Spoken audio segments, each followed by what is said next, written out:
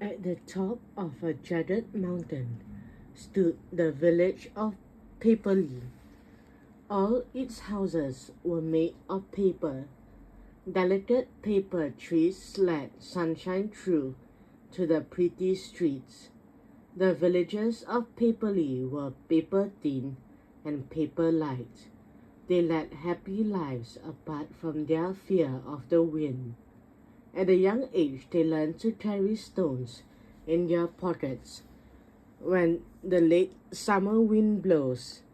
As hot weather ceased, everyone tied down their houses, and children walked to school holding a red rope so they would not live into the air in the dust.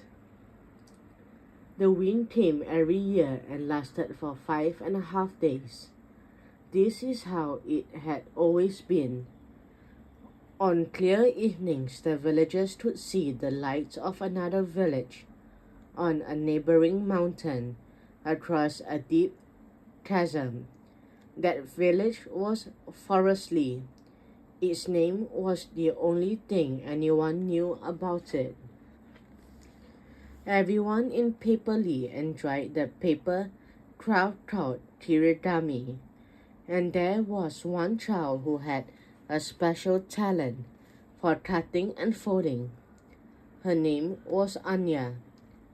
One day when the late summer winds had long passed, Anya said goodbye to her paper birds and set off for school.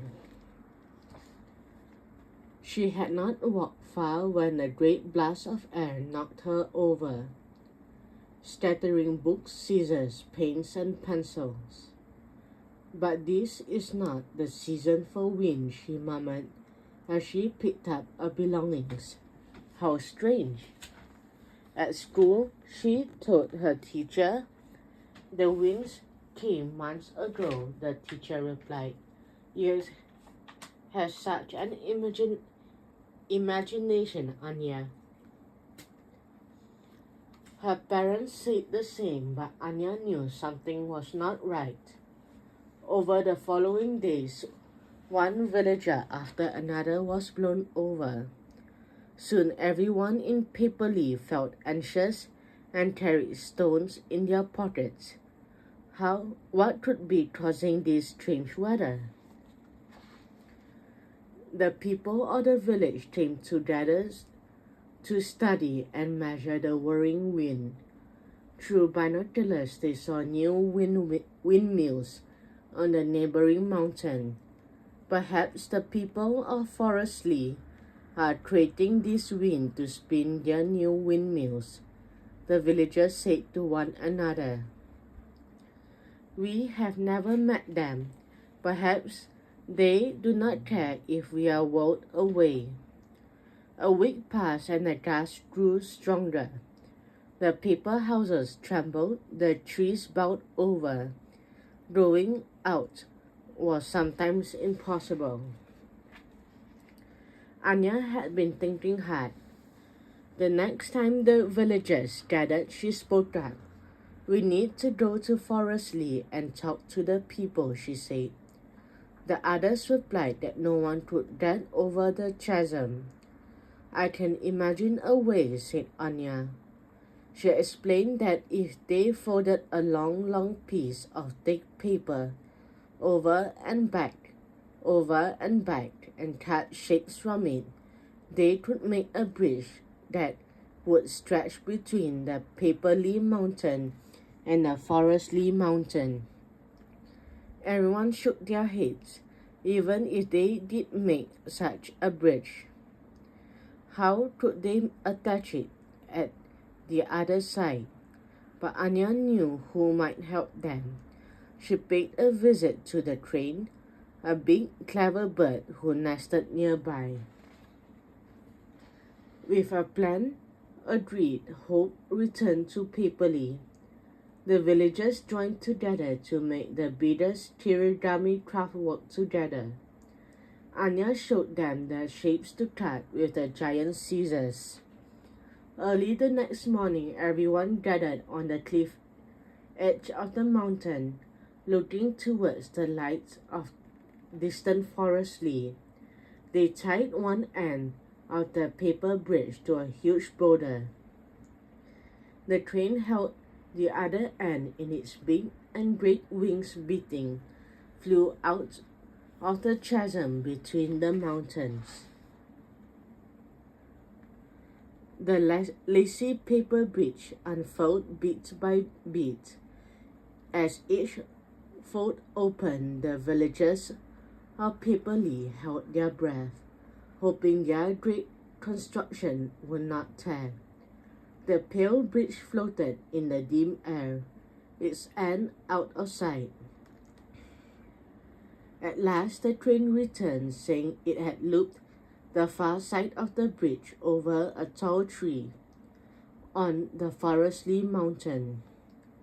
"Who is brave enough to walk across?" asked the villagers. Anya hugged her parents and stepped onto the bridge without looking back. She hoped there would be no strong gusts while she was over the deep chasm. The paper rustled and fluttered as she walked forwards, but it did not rip. At last she saw the tall tree. With her final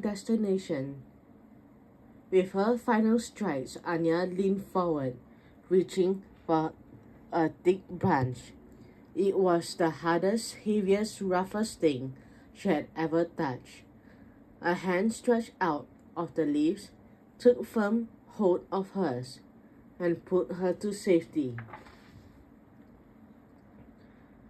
It was a girl her own age, staring, her eyes wide with wonder. "Who are you?" asked Anya. "Who are you?" asked the staring girl, and they both laughed. The wide-eyed girl said her name was Hazel. She was strong and strode firmly on the ground beside Anya's every footstep. Hazel told Anya about the forest on her mountain and how high she could climb. Anya told Hazel about the paper trees around her paper house and all that she could cut and fold. Hazel took Anya to the village of Paperlee.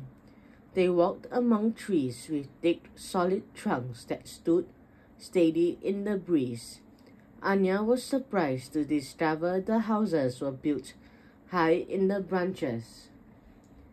Everything felt rigid to Anya, and the villagers commented on how flimsy she was.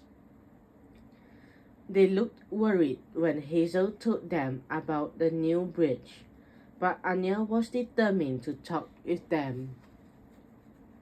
"I am visiting because there is a dangerous new wind in Paperlee that is knocking us down," she said.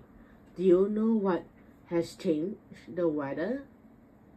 "We have changed the weather," the Paperlee villagers replied.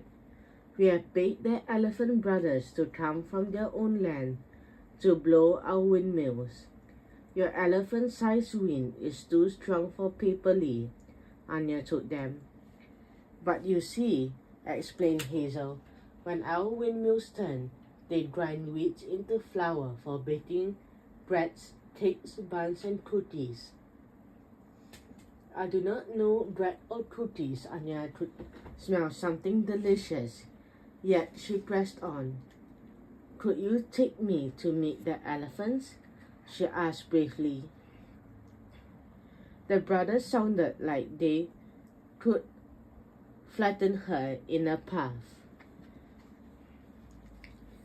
The elephant brothers were massive, heavier than any creature Anya could have imagined. They scooped her up and listened to her, but they frowned. "It is our job to turn the windmills," they insisted. Anya pleaded. Surely there is some change you could make. The elephants stampeded and harangued as they thought. "We have got it," they trumpeted. "If the villagers move the windmills to the other side of this mountain, our wind will blow away from Paperlee. Anya thanked the elephants and ran to urge everyone in Paperlee to consider her village. Imagine being light as paper and trying to stand in a great gust of wind. The villagers of Paperlee preferred to eat cake than rebuild the windmills. They armed and argued, but finally they agreed. "Oh, thank you," Anya shouted.